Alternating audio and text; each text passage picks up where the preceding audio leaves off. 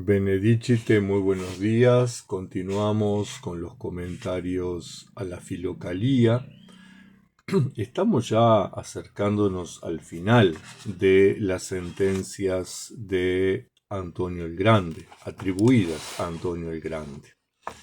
Hoy vamos a estar comentando, como casi todos los miércoles, las sentencias 148, 149 y 150. Dice así: la concupiscencia es el principio del pecado, mediante la cual el alma razonable se pierde, mientras que el amor es parte del alma, principio de la salvación y del reino de los cielos. La concupiscencia es el deseo, es el descontrol, es la consecuencia pecado. Yo tengo que controlar la concupiscencia, tengo que controlar mis deseos. Ya eso es doctrina de todos los padres monásticos. Para eso es necesario el discernimiento, el control de sí mismo, el dominio de sí mismo. Yo tengo que poder identificar mis deseos, identificar mis pasiones, discernir sobre ellas y elegir. Como siempre les digo, elegir es renunciar. Ahora, elegiremos una cosa y renunciaremos a la otra. Antonio, el pseudo Antonio, nos plantea el amor como la forma de contrarrestar la concupiscencia, la forma de contrarrestar nuestros deseos desordenados.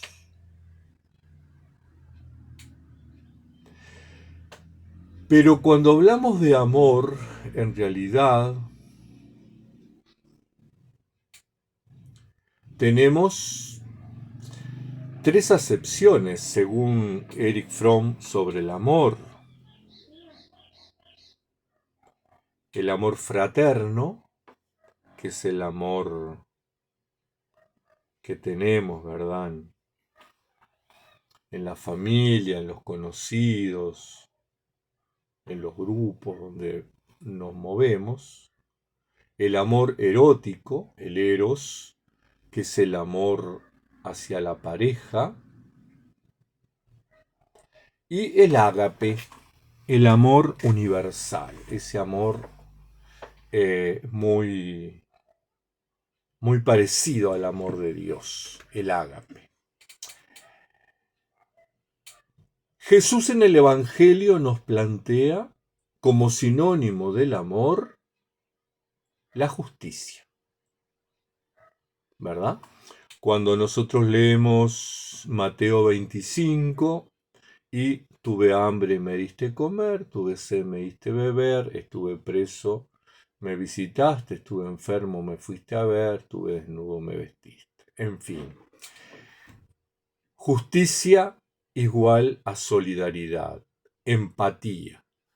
Te pusiste en el lugar del que sufre, y el que sufre soy yo. Entonces,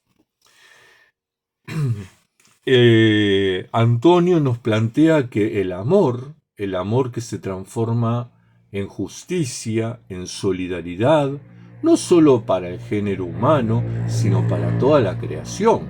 Solidaridad con los animales, solidaridad con el medio ambiente, con el entorno, con los árboles, con los océanos, ¿verdad? Respetando, no contaminando, cuidando, conservando. Ese amor nos acerca al reino de Dios. Por lo tanto, la invitación por ahí de esta sentencia, desde esta perspectiva esicasta en el siglo XXI, es poder discernir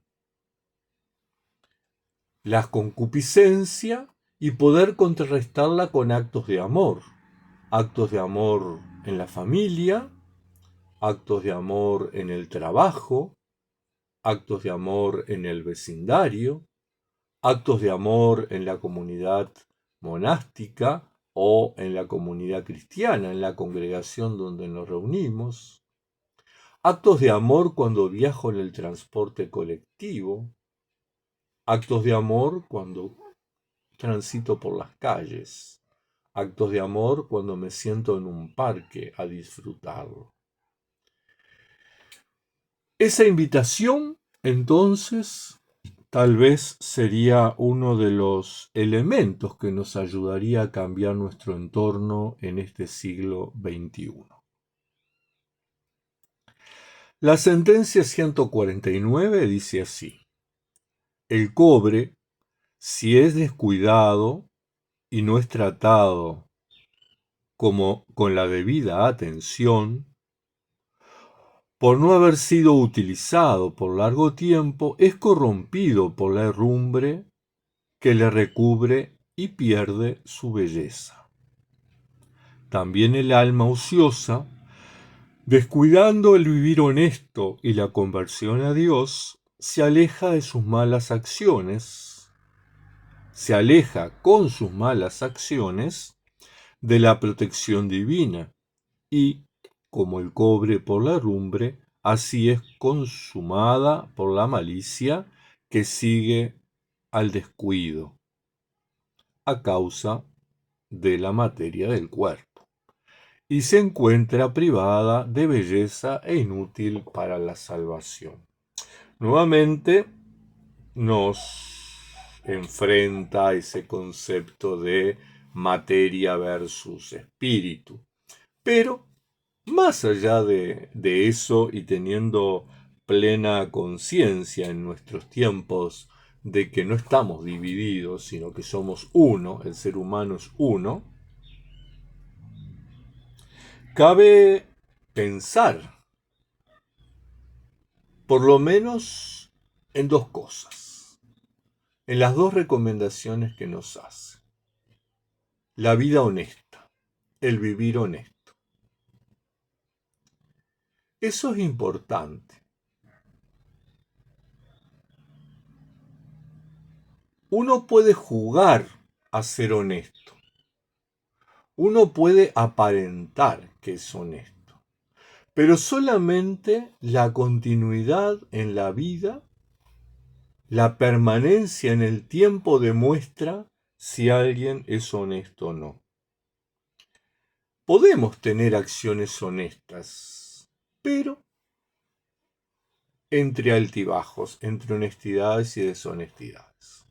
Cuando uno es honesto, se aproxima a Dios. Cuando uno vive en honestidad, ha hecho un proceso de conversión, un proceso de lucha, de combate espiritual contra la concupiscencia, contra los deseos, contra esas cosas que por ahí pueden afectarme, pero es lo que tengo que hacer. ¿Verdad? Cuando uno vive en la ética del Evangelio, bueno, habrá cosas que me afecten, pero yo tengo que cumplirlas igual, porque es parte de lo que tengo que hacer. Recuerdo que vi en el Facebook la semana pasada una publicación de un señor que para nada es rico, clase trabajadora, que publicaba en su perfil una foto con un documento de identidad con 6.000 pesos, que son más o menos ciento y algo de dólares, 6.000 pesos uruguayos, y con otros papeles, otros documentos. Y decía, esto lo encontré y lo dejé en la seccional policial tanto. Avisen al dueño quien lo conozca. Claro, como estaba el documento de identidad, bueno, debe ser fácil identificar al dueño. Yo pensé en ese momento, qué honestidad la de esta persona. Primero, podía quedarse con la plata, porque seguramente la necesitaba, y llevar a la comisaría, a la seccional policial, el portadocumentos con la documentación, es decir, yo encontré esto. No había plata, encuentro esto, lo entrego. Y podría publicar eso también. Pero tuvo la honestidad no sólo de publicar el documento de identidad, la foto de la billetera, sino además desparramar los billetes y que se viera la plata que había. Y eso habla muy bien de esa persona. Es una persona que vive la ética del Evangelio. No importa si es cristiano o no, pero lo que no es suyo no lo toma. Es una persona honesta. La honestidad va muy de la mano de la conversión. Es un proceso que los seres humanos tenemos que hacer. Un proceso de conversión, es decir, de cambio. Cambiar de costumbre.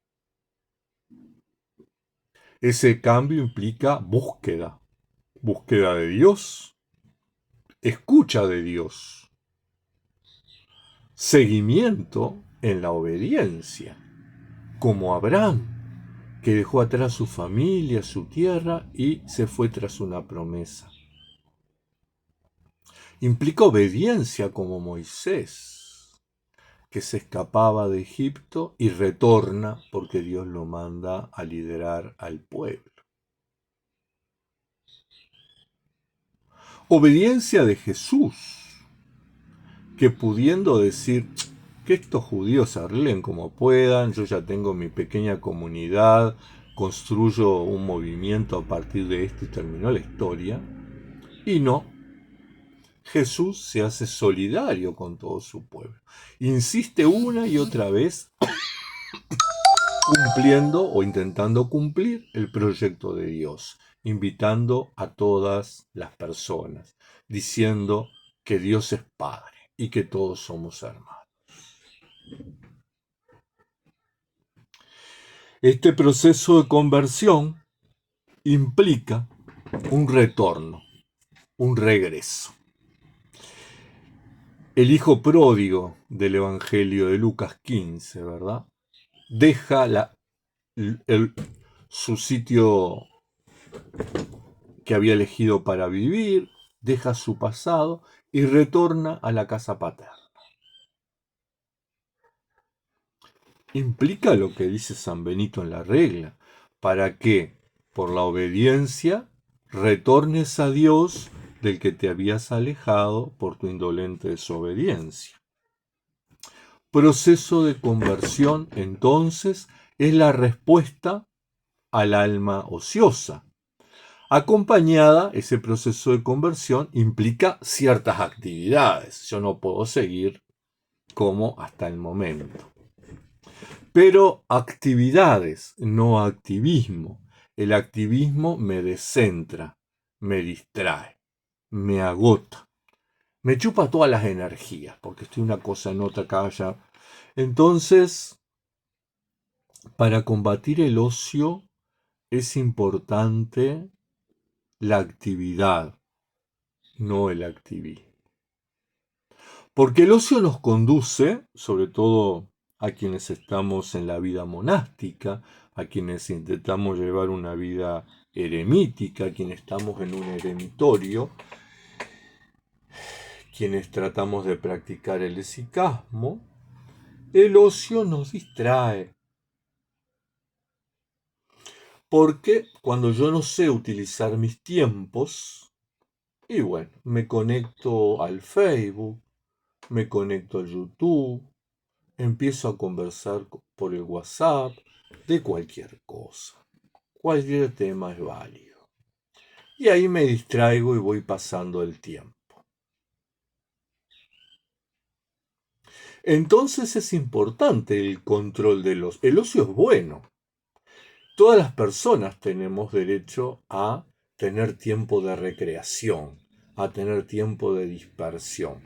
Por ejemplo, yo tengo un banquito en el jardín del frente, donde suelo sentarme un rato todas las tardes al sol, como digo yo, a lagartear. Me siento, disfruto el sol en la cara, disfruto el canto de los pájaros, disfruto el olor a tierra mojada, porque por ahí terminé de regar. Disfruto ese momento, pero ese momento me lleva a cargarme de energías, no a divagar, no a dispersarme, no al aburrimiento. Entonces, uno, para no caer en el ocio negativo, no en el ocio positivo, es necesario actividades. Y para nosotros que hemos optado por la vida sicasta y por la vida eremítica, tenemos la ascesis monástica, la oración, la lección divina, la práctica del ayuno y de las vigilias y el trabajo. El trabajo que no solo es para ocupar el tiempo, que no solo es para crear o recrear, que no solo es para proveernos, sino que también es para practicar la solidaridad, como hacían los monjes. Recordemos los apotegmas cuando los padres del desierto trabajaban de sol a sol en los campos, en las cosechas, para su autosustento y la práctica de la limosna. Porque esa es una parte muy importante en nuestra vida eremítica. No estamos exentos de la solidaridad.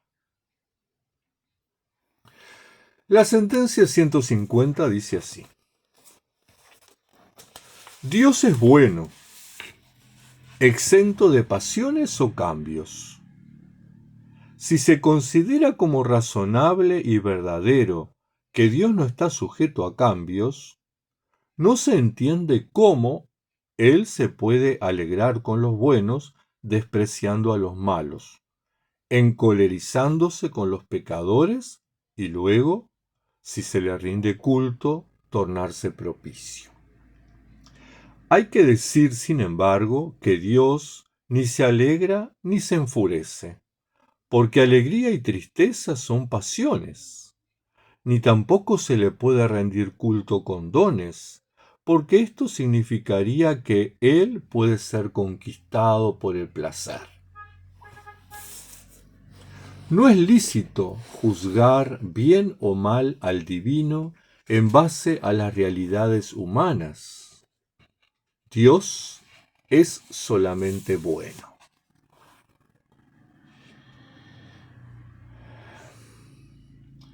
Hace solamente el bien. No daña nunca, porque tal es su naturaleza. Si por no tomarlo como modelo nos tornamos malos, nos separamos de Dios. Viviendo virtuosamente, nos unimos a Dios. Si nos adherimos al mal, Él se convierte en nuestro enemigo, pero no se encoleriza vanamente. Más bien, los pecados no permiten que Dios resplandezca en nosotros, sino que nos une a los demonios por punción. Si con plegarias y obras de bien logramos desprendernos de los pecados, esto no significa que con nuestro culto inducimos a Dios a cambiar. En realidad, Él sana. En realidad, al sanar nuestra malicia con buenas acciones, y al convertirnos al divino, nuevamente gozamos de la divina bondad. Por eso, si decimos que Dios se retrae de los malos, es como decir que el sol se esconde a quien le falta la vista. Yo cuando leí esta sentencia decía, qué magnífico que alguien allá por el siglo XIV-XV lograra esta reflexión. Porque aún nosotros hoy en el siglo XXI tenemos una concepción antropomórfica de Dios. Hacemos un Dios a nuestra hechura, a nuestra imagen y semejanza.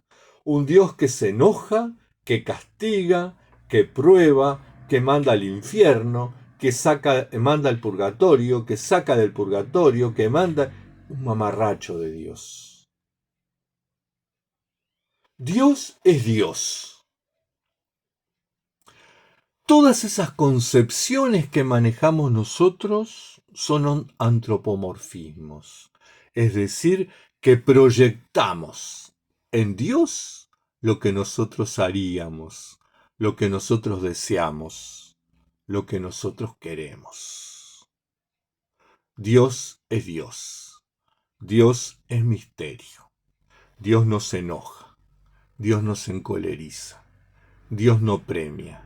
Dios no condena. Lo que nos está planteando aquí el pseudo Antonio es que nosotros somos los protagonistas de nuestro destino.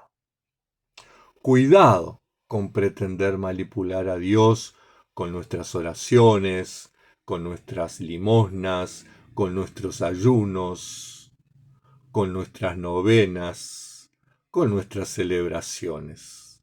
Todo eso lo hacemos porque nosotros lo necesitamos. Dios no necesita de nuestro culto. Dios no necesita nuestras oraciones. Las oraciones nos santifican. Dios no necesita nuestro ayuno. El ayuno nos santifica. Dios no necesita que nosotros hagamos vigilias. Las vigilias nos santifican. Y, atención, nos santifican, no nos justifican. Hemos sido justificados por Jesucristo. Por la fe en Jesucristo ya somos salvos. Todo esto nos hace santos, nos perfecciona, nos ayuda a estar más cerca de Dios. Pero Dios no necesita nada de todo esto. Yo sé que puede resonar un poco escandaloso para los cristianos occidentales que estamos tan acostumbrados al comercio divino, ¿verdad?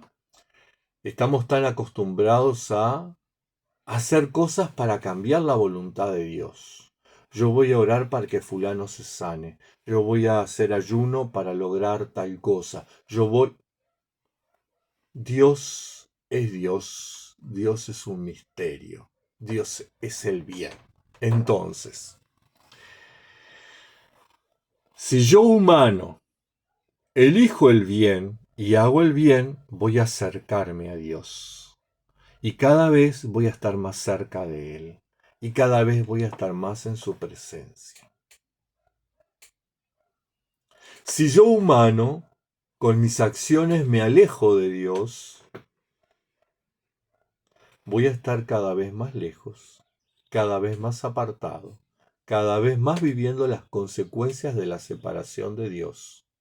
Ese es mi castigo, estar lejos de Dios, negar a Dios. La figura, la imagen del hijo pródigo allá, en el destierro, en la tierra lejana, ¿verdad? Él eligió vivir sin Dios. Él eligió castigarse. Él renunció a estar en la presencia de Dios. Hasta que se convierte y vuelve. Pero es Él el que vuelve.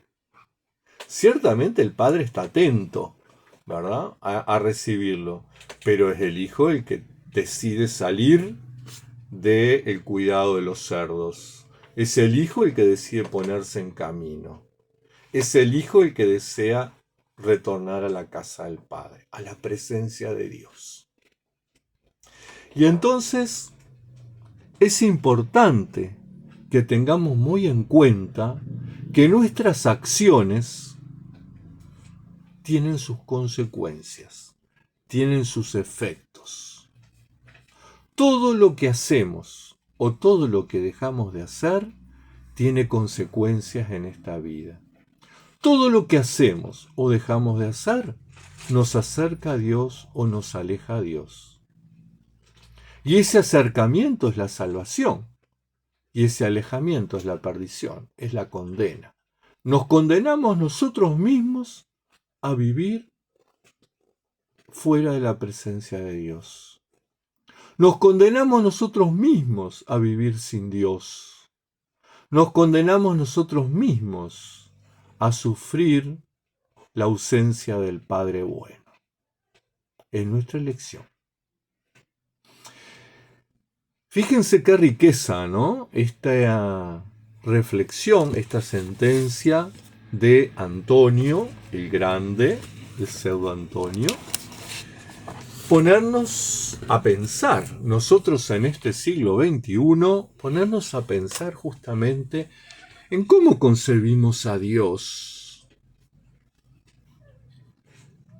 cómo nos vinculamos con Dios. Porque es todo un desafío lo que nos está planteando este hombre de la Edad Media. Hermanos, hermanas, tengan una bendecida semana, que la Madre de Dios les acompañe, les proteja y les bendiga. Hasta un próximo encuentro.